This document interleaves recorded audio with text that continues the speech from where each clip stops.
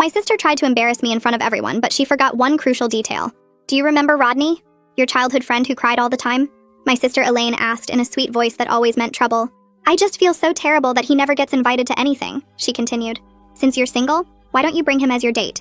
That way at least you won't be alone at my wedding. I almost laughed. She felt bad for him?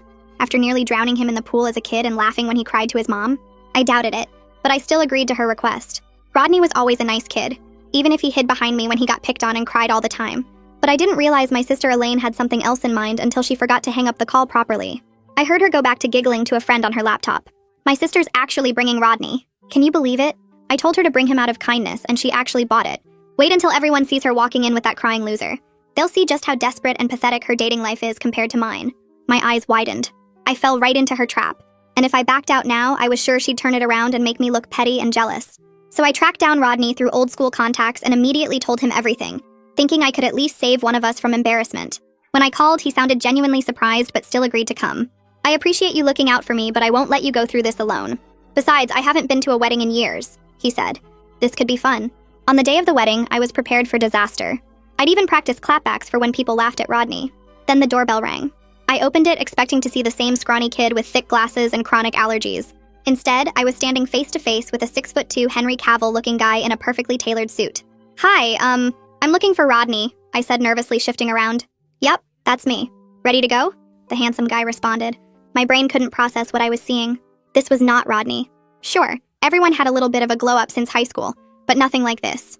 Shut up, you're not crybaby Rodney. He grinned. Well, I'm not a crybaby anymore, but if it helps, the suit does make me look a little different. But it wasn't the suit. Even when we walked in the wedding hall, every head turned. Some jaws dropped so low, it nearly hit the carpet. My sister's fake sweet greeting died on her lips. Rodney? Her eyes bulged out. Hey, Elaine, it's been years. Thanks for inviting me to your wedding. No one could focus on the ceremony. Not with tall and handsome sitting near the aisle, completely stealing the show. My sister looked furious. She tried to recover her plan during the reception, loudly telling her bridesmaids how Rodney used to cry during PE class. But Rodney was ready. He looked at me with a soft expression and said warmly, "That's why I was lucky to have this girl help me through my panic attacks." She was like an angel. My sister had no choice but to smile and agree with the compliment while her bridesmaids cooed about how sweet I was. She tried again later during the wedding toasts, bringing up how Rodney used to get stuffed in lockers, but he just laughed. And now I barely fit in one, he said, gesturing to the muscles. All the girls nearby swooned.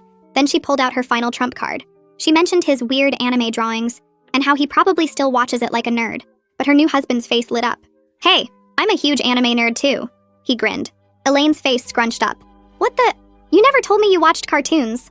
Rodney and I giggled on the side watching them break out into their first fight.